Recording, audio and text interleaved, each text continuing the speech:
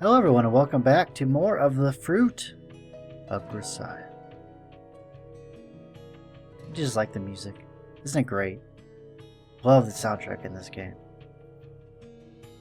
Someone's been a bad boy. Let's find out who. No, it's no good at all. Didn't your instructors teach you to abandon a tailing ope the instant you lose sight of your target? And to postpone reporting in until you've reached a safe place? To COS 019, it all seemed to have happened in the blink of an eye. Just moments before, he'd been following closely as number 9029 walked away from the station, moving against the flow of drunkards jogging to catch the last train. When 9029 melted into a group of young people who had already given up on getting home for the night, COS 019 had clicked his tongue softly in frustration. He did have a vague sense 9029 had noticed his pursuit, but he couldn't let the man just slip away like this.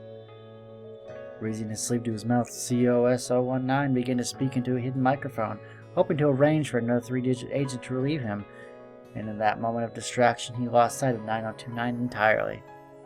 Damn, was he waiting for that? Hurriedly whispering the situation to his cuff mic, he moved his gaze back and forth across the street, but the man in the black suit was nowhere to be found. It was as if 9029 had simply melted away into the darkness, and the split-second COS 019 had taken his eyes off him.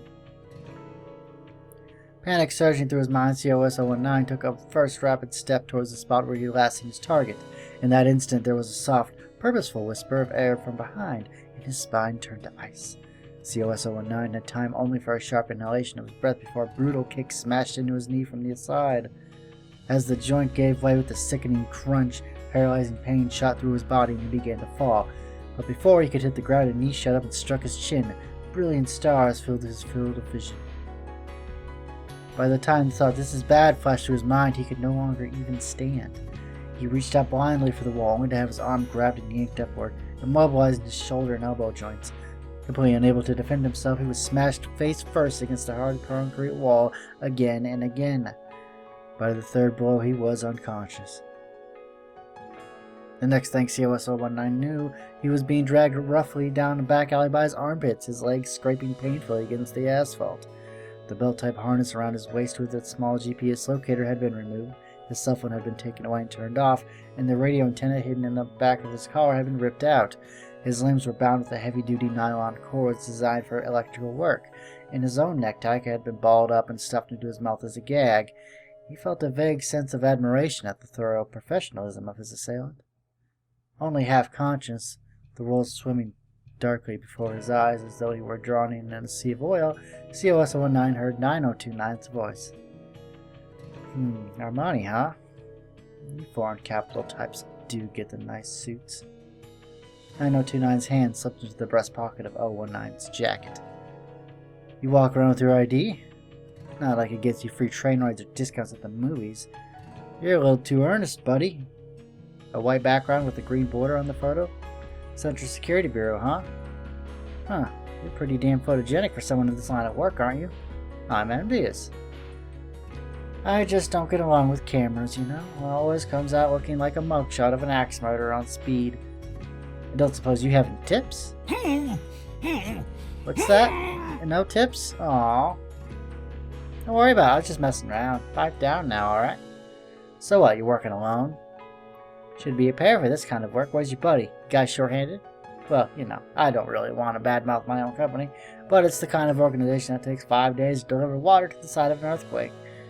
We've got ourselves one aggravating employer. You and me both.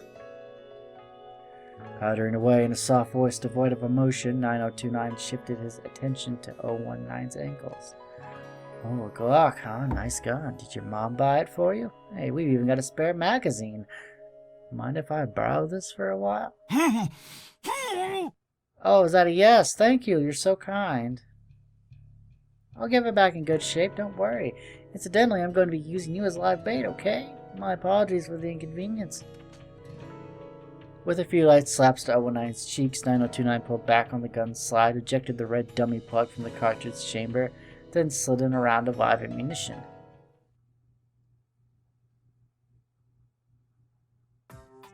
COS-019 のシグナル、アライブ。何？ GPS ロケーターに感あり、現在位置を受信しました。どこだね？動いていません。信号途絶地点と動座標で再発信されました。どういうことだ？さあ、意識を取り戻したということではないでしょうか。だったらなぜ連絡をしてこない？携帯と無線を破壊されたのでは？まあ推測ですけど。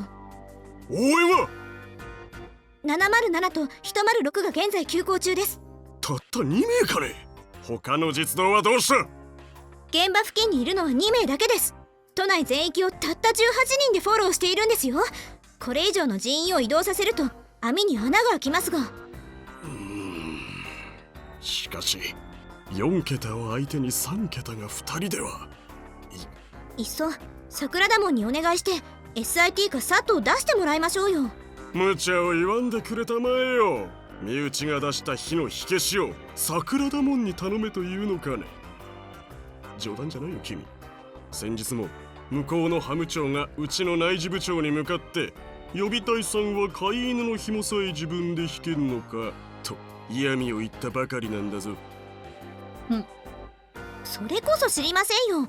どうしてうちはそうやって敵が多いんです？ We do bad things. That's why we have enemies.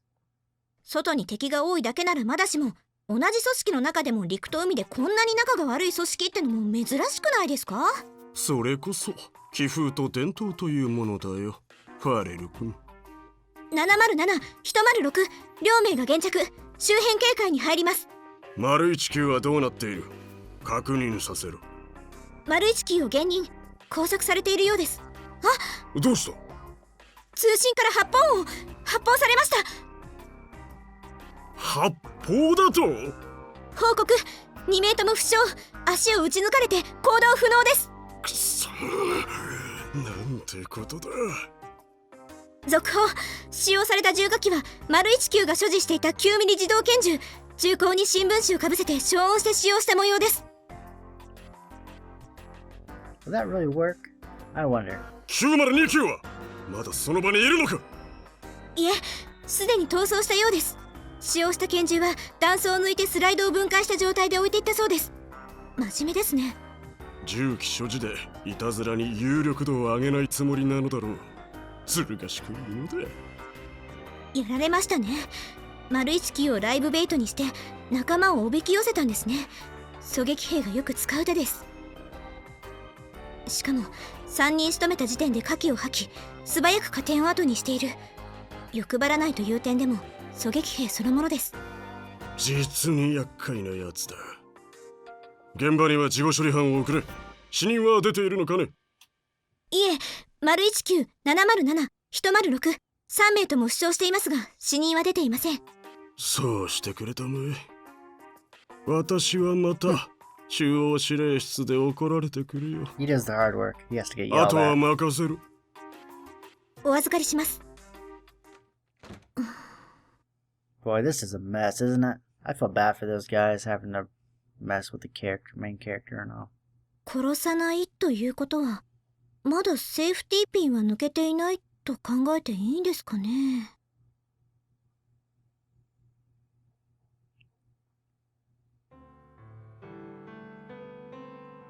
By the time I finally make it to the hotel, having changed subway trains 3 times on the way back, it's past 1:30 in the morning and I'm in bad shape. My throat's painfully dry, probably from the lingering fever. I try to walk straight, but the walls seem to pitch and swab around me. It feels like my feet are sinking uncertainly into fluffy cushions.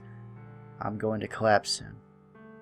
A frozen black lump deep inside my chest, warmed by the heat of my fever, fills my lungs with putrid gas faster than I can spit it out.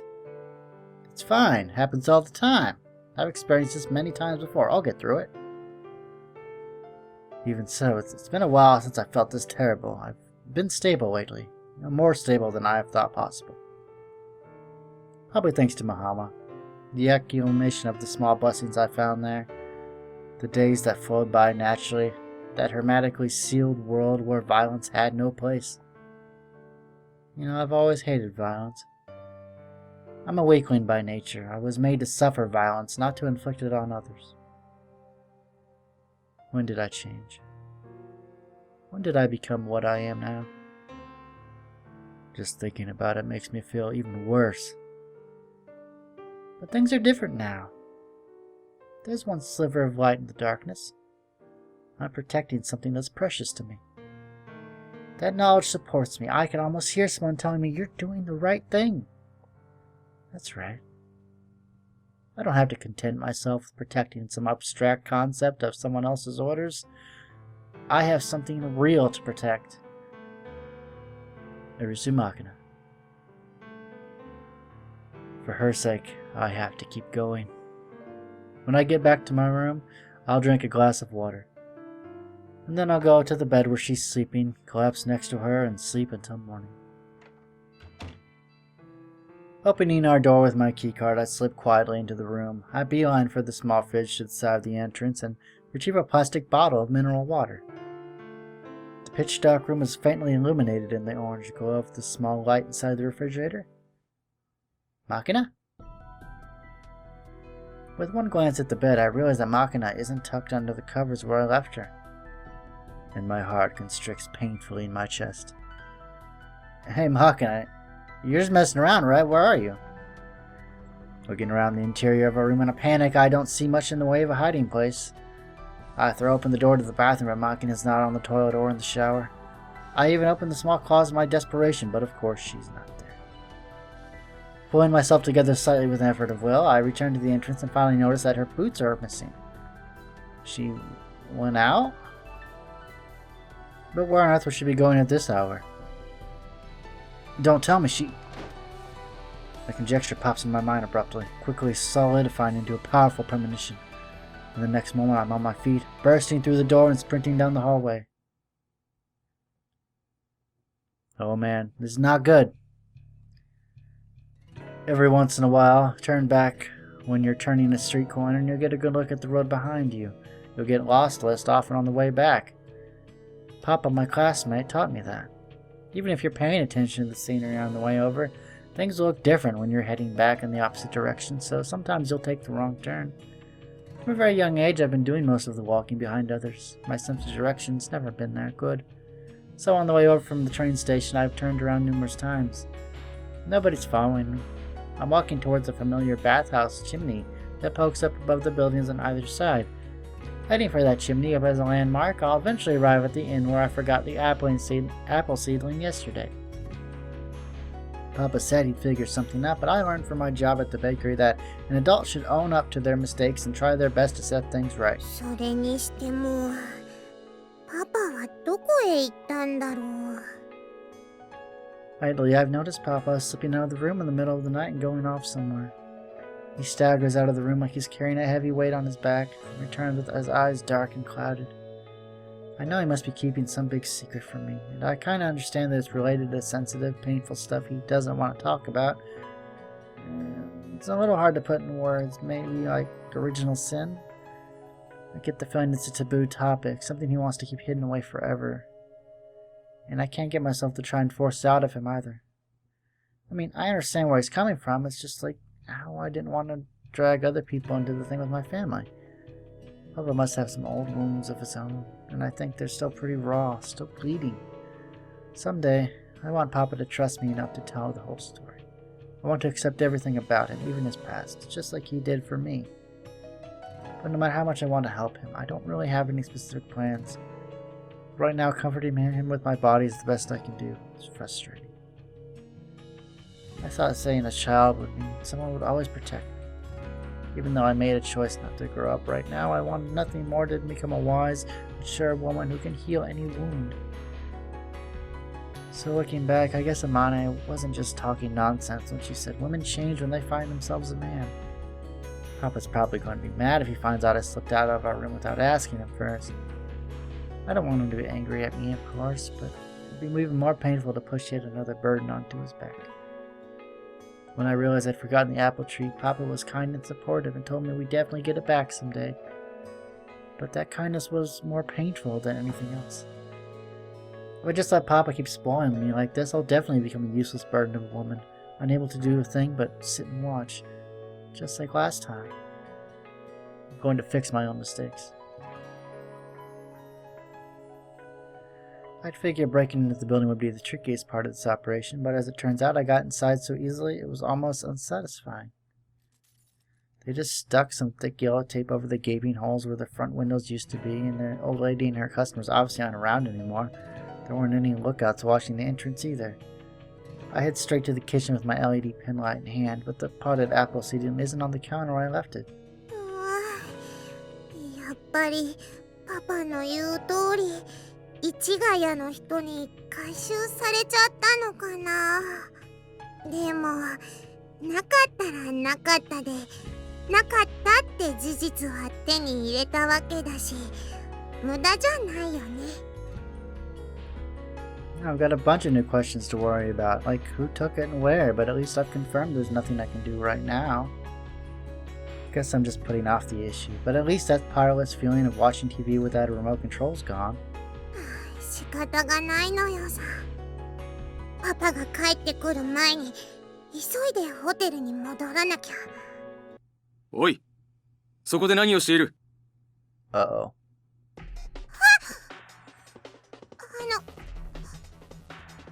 Crap, they found me! Estimated age late 30s, height about 170 centimeters, his hair smoothed down to the back, dark sunglasses, a pedo mustache, wearing a cheap nondescript suit missing a button in the front, and a blue paisley necktie, a pair of worn out old loafers on his feet, an unusual way of standing with his left shoulder a little lower than his right. If what Papa told me was on the level, then this guy must be CIA? おい、どうした？いや、こんなところに女の子が。 Not good. Now there's two of them. My sexy ninja techniques probably aren't going to get me out of this one. At times like this, let's see. お嬢ちゃん、こんなところで何をしているのかな？一人？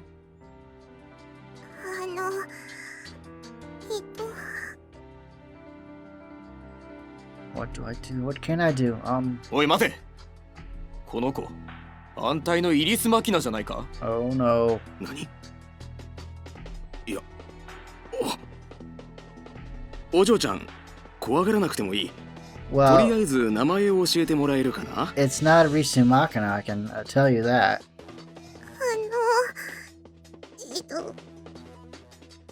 Okay, can't waste any more time hesitating.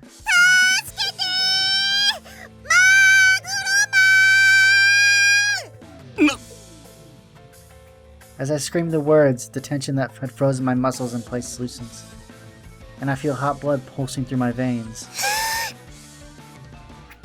After refilling my lungs with a great gulp of air, I lightly toss the penlight in my hand at the face of the man standing in front of me. おい！ His eyes open wide for a moment, instinctively following the projectile's trajectory towards him. I use that one distracted moment to close the distance between us. Just as he's reaching out his hands to catch a small flashlight, I line up a headbutt aimed at his lower abdomen. In one smooth movement, I smack directly into his solar plexus at full force. The body blow takes the man completely by surprise, and he drops to his knees. I instantly grab hold of his head and swing my knee up savagely to meet his nose. He hits the ground with a heavy thud. Without a moment's delay, I launch a hard kick to the throat as the finishing blow.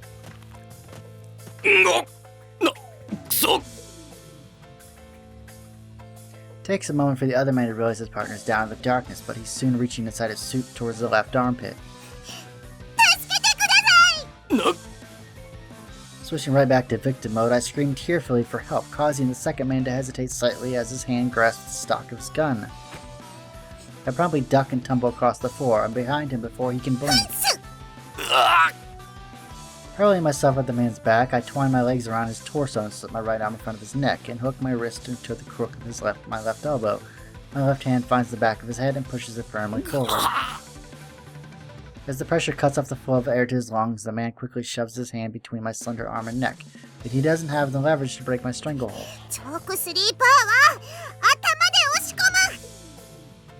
I press my forehead down against the back of my left hand, intensifying the constant pressure I'm applying to the back of his head.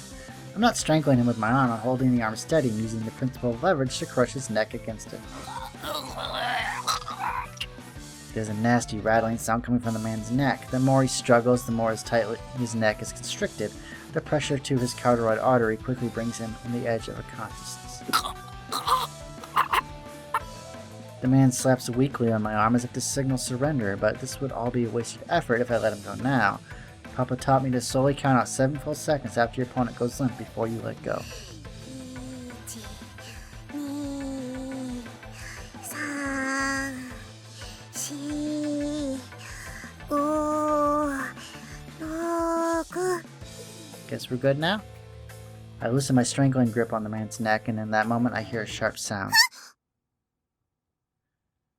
2 impacts from behind, like powerful kicks to my lower back. I stumble away from the man I'd been grappling with, now collapsed on the ground. And I turn to find my first opponent sitting up, bleeding heavily from his broken nose, massaging his throat with his left hand, a smoking pistol clutched in his right.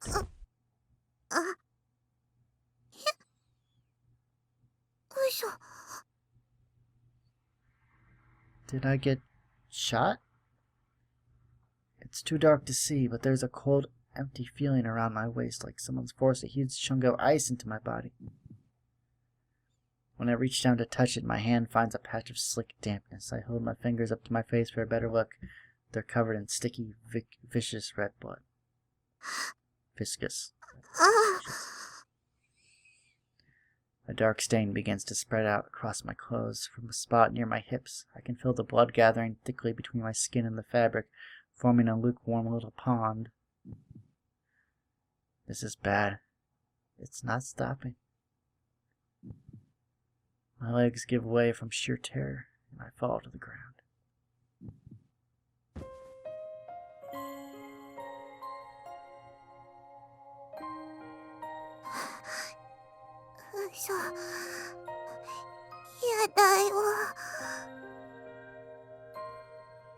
Oh, crap.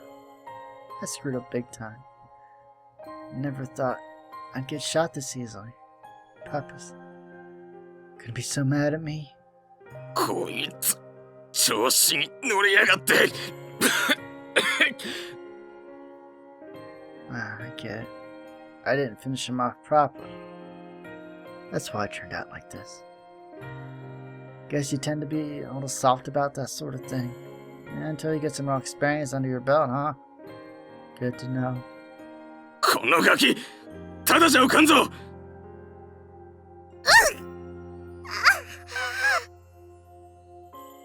It really hurts.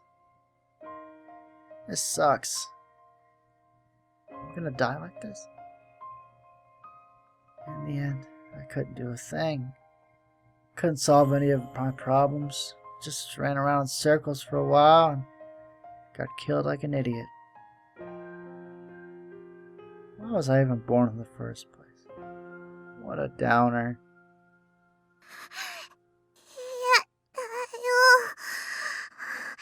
死にたくないよ。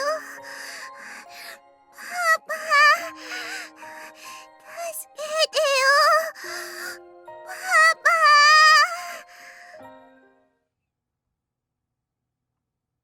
It's alright. Human beings are mostly made of sturdy stuff. You won't die that easily.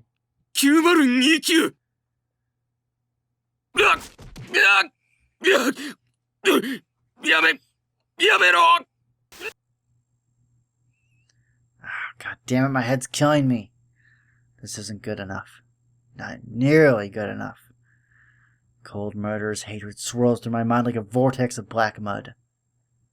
Hey, this hurts, doesn't it? Getting smacked around hurts, right? I wonder what kind of expression I'm making right now. I think I'm probably smiling. But you know, it's hard to really understand that pain until you're the only one getting smacked.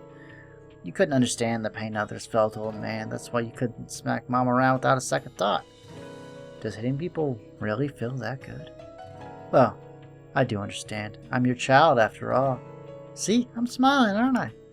I'm the same as you, irredeemable scum. Hurting people to make myself feel better.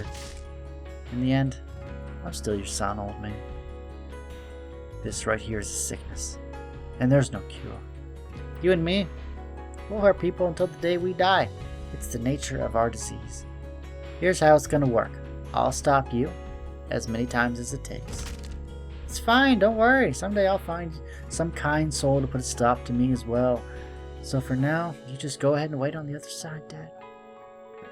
That's right. I've got to kill. I've got to kill for him. Got to kill him. Otherwise, someone else I love will die. Huh.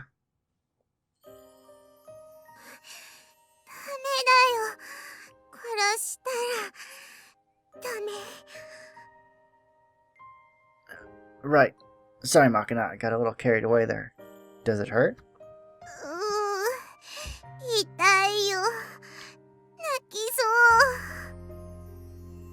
Hold on, I'll stop the bleeding now. That hurts, huh? Well, of course it does. That's a stupid question. But that's a good thing. It means your body can tolerate the wounds. It's alright. You're not going to die.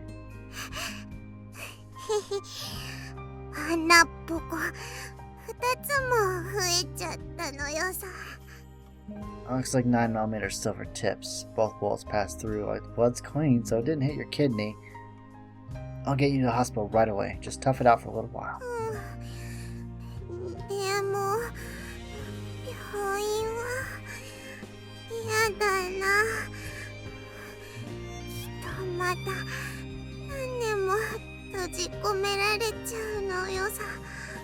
Don't worry, I'll get you out once you're better. You think you can get on my back?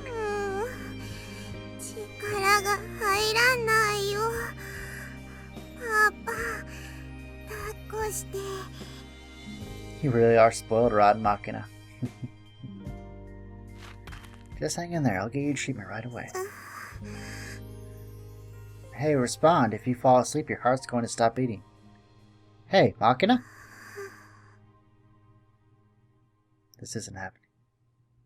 その子を下ろしなさい。 JB. このままじゃ、その子死ぬわよ。早く。 Not happening. I'm not giving Makina to you. I'm taking her to the hospital. 無理よ。病院まで持たないわ。早く下ろして。 Of course not, if you keep stopping me from going where I need to go. ユージ! Alright. 止血は済んでいるわね。エピコン極麻剤を常駐。腕と足、それと患部周辺に打つわ。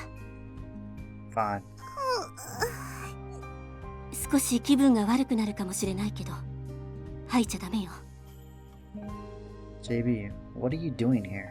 鉢植えを返しに来たのよ。 The potted plant? 身を隠して逃げ回るってのに、こんなものを持ち歩いていたってことは。Yeah, that's right. Makina came here to get that tree back. 命よりも大切な鉢植えなの？子供ね。 You don't have anything that matters more to you than your life, JB? The tree's precious to Makina. Makina's precious to me. But we failed. Makina and I both. 大丈夫よ。生きてさえいれば、何度でもやり直しは効くわ。 Makina. I don't believe in God. I prayed to him constantly as a kid and never got a thing to show for it. But right now, there's nothing else I can do. There's nothing I can do but hold her hand tightly and pray to that rotten bastard. Please, I don't care what happens to me anymore. Just save the girl, I'm begging you.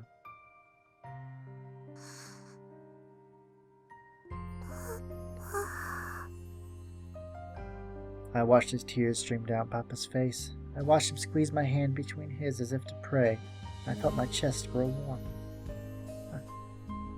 So this is family.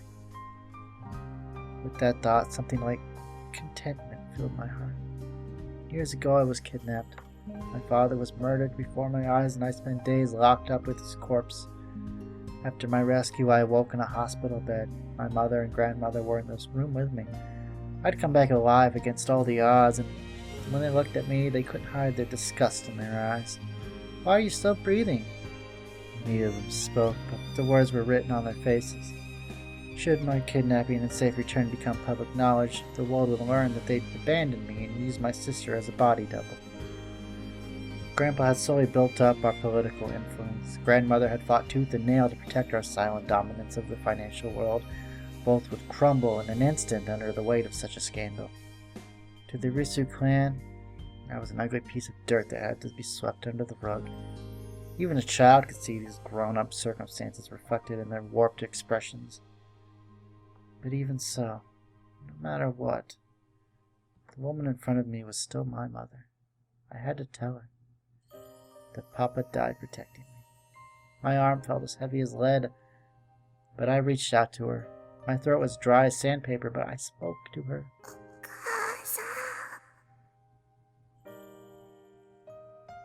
My voice rasped out hoarsely. My arm wavered weakly, thin as that of a corpse, and my mother flinched away.